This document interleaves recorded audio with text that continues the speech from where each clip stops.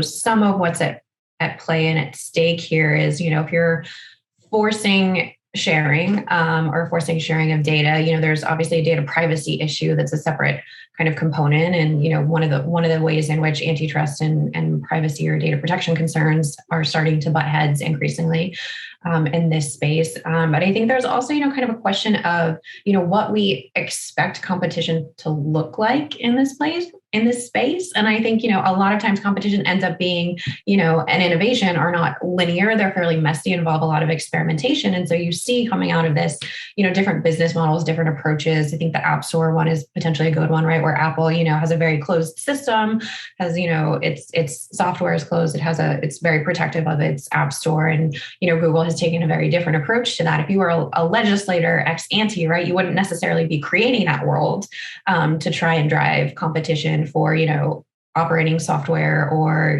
mobile devices.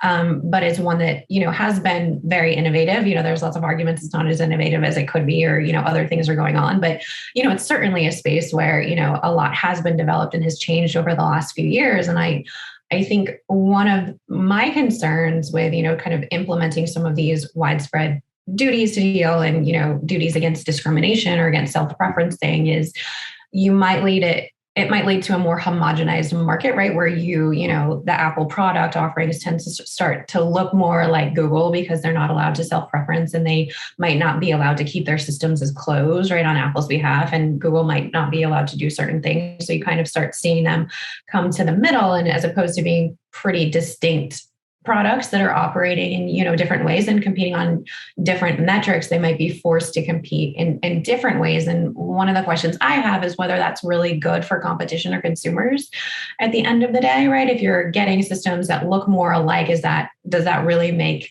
the consumer experience better?